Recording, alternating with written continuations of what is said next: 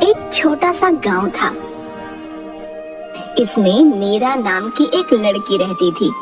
मीरा की माँ बचपन में ही मर गई थी। सौतेली माँ उसे बिल्कुल प्यार नहीं करती थी।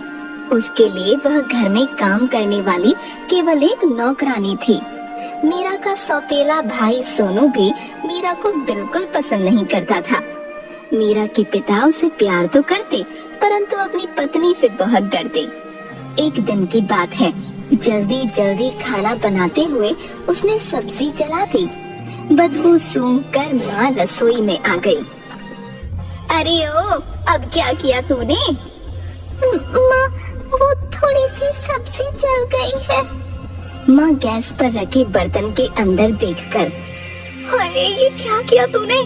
तेरा बाप कोई टाटा अंबानी थोड़े ही है जो तू रोज रोज नुकसान करती रहती है। माँ माफ कर दो।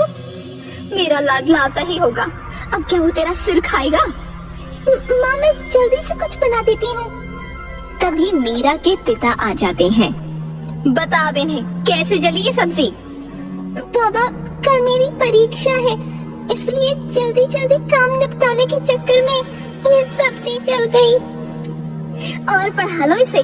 मैं कहती हूँ इस बार के बाद इसकी पढ़ाई बंद। पढ़ ली जितना पढ़ना था, अब घर के काम ढंग से सीखे। पर मैं आगे पढ़ना चाहती हूँ। हाँ हाँ, तेरी आगे की पढ़ाई का खर्च कौन करेगा? इतनी मुश्किल से तो घर का खर्च चल पा रहा है। तू क्या हमें भूखों मारना चाहती है? पर मैंने कह दिया ना, अब ये नहीं पढ़ेगी। तभी बाहर के कमरे से मीरा के भाई सोनू की आवाज आती है। ओ माँ, कहाँ हो? उसकी आवाज सुनकर माँ कमरे में जाती है। सोनू के साथ गांव का बूढ़ा सेठ जमुना लाल भी था। सोनू माँ के कानों में धीरे से कुछ कहता है, जिसे सुनकर लालची माँ की आंखें बड़ी हो जाती हैं। तभी मीरा के पिता भी आ जाते हैं उन्हें देखकर। और भैरव, कैसे हो? सुना है आजकल तुम्हारा काम धंधा मंदा चल रहा है। हाँ, बस ऐसे ही है। तभी मीरा की माँ जोर से चिल्लाती है, मीरा, अरे ओ मीरा, देख सेठ जी आए हैं, जल्दी से बढ़िया सी चाय बना कर ला। सुनिए जी, सेठ जी मीरा को बहुत पसंद करते हैं, उससे शादी करना चाहते हैं, और इनसे अच्छा लड़का हमें कहाँ मिलेगा? क्या कह रही हो? तुम्हें ये बुढ़ा कहाँ से लड़का दिखता है? ये 5 बार शादी कर चुका है। इसके 3 बच्चे तो मीरा से भी बड़े हैं। उम्र में जमुना लाल मुझसे भी बड़ा है। मैं अपनी फूल सी बच्ची इस कपटी को नहीं दूंगा। अबे, मुझे बुढ़ा कहता है? तेरी हैसियत क्या है? पूछ अपने सोनू से, पूरे 10,000 देने का वादा किया है इससे। मेरे घर से अभी इसी समय निकल जाओ। भैरव का गुस्सा देखकर माँ चुप हो जाती है और सोनू वहाँ से चुपचाप खिसक जाता है। कुछ दिनों बाद भैरव की तबीयत बहुत खराब हो गई। जब मीरा भैरव को खाना देने आई तो वो इशारे से उसे रुकने का संकेत करता है। बाबा, आप ठीक तो हैं? आपको कुछ चाहिए? बेटी, मुझे माफ कर देना, शायद अब मैं ज्यादा दिन तक ना जी पाऊँ। बाबा, आप ऐसा मत कहिए, आप जल्दी ठीक हो जाएंगे। बेटी, मेरी एक बात ध्यान से सुन। तू कभी अपनी माँ और भाई पर विश्वास मत करना, और मेरे जाने के बाद यहाँ मत रहना। ये दोनों रुपए के लालच में तेरे साथ कुछ भी कर सकते हैं। मीरा रोते हुए हाँ में सिर हिलाती है। तभी उसकी माँ आ जाती है और वो चुप हो गई।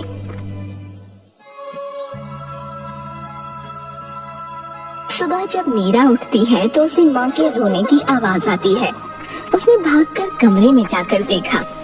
उसके पिता अब इस दुनिया को छोड़कर चले गए थे। मीरा, माँ और सोनू ने रोते हुए भैरव को अंतिम विदाई दी। भैरव के मरने के कुछ दिन बाद जमुना लाल घर में आता है। मीरा छिप कर देखती है कि वो माँ और सोनू से हंस हंस कर बातें कर रहा था। जमुना लाल ने नोटों की एक गड्डी माँ को दी, जिसे देखकर वो हंसने लगी और सोनू आंखें बड़ी करके देखने लगा। सेठ जी, आप फिक्र मत कीजिए, कल सुबह आ जाइए मीरा को लेने। माँ कमरे में आकर मीरा के कपड़े एक पोटली में बांधकर उसे कहती है, अब तेरा सब कुछ वो जमुना लाल है, समझी? माँ, ये आप क्या कह रही हैं? वही जो तूने सुना। अब तो कोई राजकुमारी तो है नहीं, तो तेरे लिए कोई राजकुमार आएगा। तू सोच ले, तेरे नसीब में ये बुढ़ा राजकुमार है। और सुन, वहाँ जाकर हर महीने रुपये भेजती रहना। मैंने जमुना लाल से सब बातें कर ली हैं, वो हर महीने हमें खर्चा देगा। माँ वहाँ से चली गई, पर मीरा के पैरों तले जमीन खिसक गई। उसे अपने पिता की कही हुई बात याद आ गई। रात को जब सोनू और माँ खर्राटे भरने लगे, मीरा अपने कपड़ों की पोटली लेकर खिड़की में से भाग गई।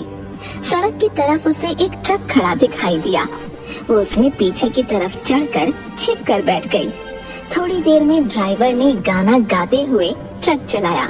ओ मैं निकला ओ गड्ड लेके ओ सड़क पे ओ एक मोड़ आया ओ थे गड्ड छोड़ आया ओ होए। वो बहुत तेज गति से ट्रक चला रहा था। मीरा बहुत डर रही थी। कुछ देर बाद ट्रक एक गोदाम में जाकर रुका। मीरा ने छिप कर देखा, वहाँ बहुत से चोर लुटेरों की भीड़ लगी थी।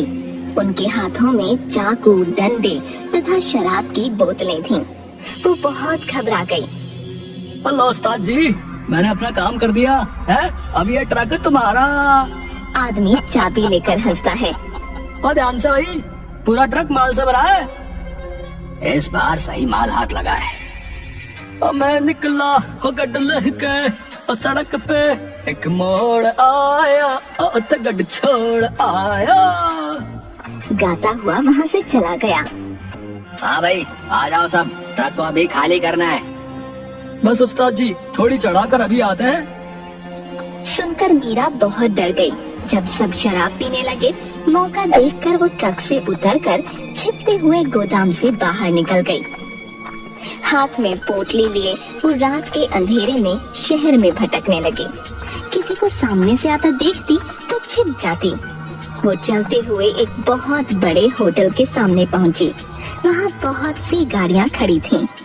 तभी चौकीदार डंडों से कुत्तों को भगाते हुए वहाँ आया।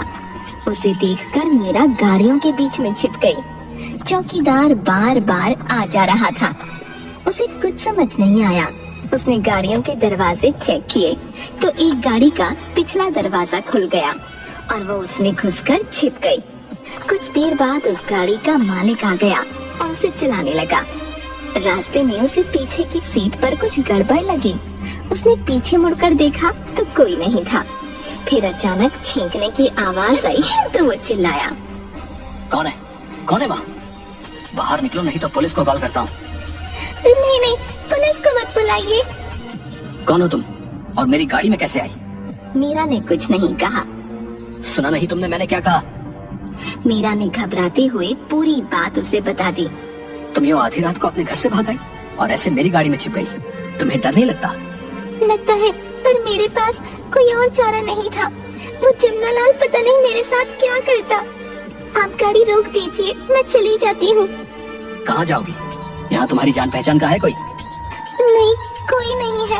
आप परेशान मत होइए, मैं देख लूंगी। क्या देख लोगी? मुझे एक जगह पता है, वहाँ छोड़ देता हूँ। तुम्हें कोई काम वाम आता है? मीरा ना में सिर हिला देती है। अनिल उसे वुमेन हॉस्टल ले जाता है। मीरा जाने लगी तो उसने उसे कुछ रुपए दिए। नहीं नहीं, मुझे नहीं चाहिए। रख लो, वैसे भी ज्यादा नहीं है। और हाँ, मैं कल सुबह 10 बजे तुम्हें यहीं मिलूंगा। तुम्हें कोई काम दिलवा देता हूँ। अगर तुम्हें विश्वास हो तो आना, नहीं तो रहने देना। कहकर वो चला गया और मीरा हॉस्टल में चली गई। सुबह 10 बजे जब वो बाहर आई तो अनिल गाड़ी लेकर पहले से वहाँ मौजूद था। वो गाड़ी में बैठ गई। आप मुझे क्या काम दिलवाएंगे? देखो मीरा, तुम्हारी तरह मेरा भी इस दुनिया में मेरी दादी के सिवा और कोई नहीं है, पर आजकल वो बहुत बीमार रहती है। मैं चाहता हूँ कि तुम उनकी देखभाल करो। क्या तुम ये काम करोगी? इस समय तो मैं कुछ भी काम कर लूंगी। वैसे तो एक नर्स आती है, वो तुम्हें सब कुछ समझा देगी। और हाँ, तुम वहाँ रह भी सकती हो। गाड़ी एक आलीशान बंगले के सामने जाकर रुकी। मीरा ने इतना बड़ा घर पहले नहीं देखा था। अनिल अंदर जाकर एक नर्स से मीरा को मिलवाता है। ये मीरा है, आज से दादी के साथ रहेगी। आप इसे सब समझा दीजिए। कहकर वो चला गया। नर्स उसे दादी से मिलवाती है। मीरा दादी की मन से सेवा करती है, उन्हें समय पर दवा देती है, खाना खिलाती है, उनसे बातें करती है। एक दिन। दादी आप कैसी हैं? मैं बिल्कुल ठीक हूँ। ये मीरा है ना, अब मुझे बीमार ही नहीं होने देती। अच्छा दादी, मुझे देर हो रही है, मैं आपसे बाद में मिलता हूँ। उसके जाने के बाद मीरा दादी को बताती है कि उनका पोता अपना बैग वहीं भूल गया है। दादी, ये बैग तो यहीं रह गया। जरा खोल तो इसमें क्या है। बैग नोटों से भरा था। इसमें तो लाखों रुपए लगते हैं। सुन मीरा, इन्हें चुपचाप तू रख ले, तेरा जीवन संवर जाएगा, किसी को कुछ नहीं पता चलेगा। नहीं नहीं दादी, ये आपके पोते अनिल की कमाई है। आप भी ना कैसी बातें करती हो, वो परेशान हो रहे होंगे। कहकर वो अनिल को फोन करके बैग के बारे में बता देती है। शाम को अनिल बैग लेने आता है तो दादी उससे कहती है, बेटा एक बात कहूँ तो बुरा तो नहीं मानेगा। कहिए ना दादी। मैंने तेरे लिए एक लड़की देखी है।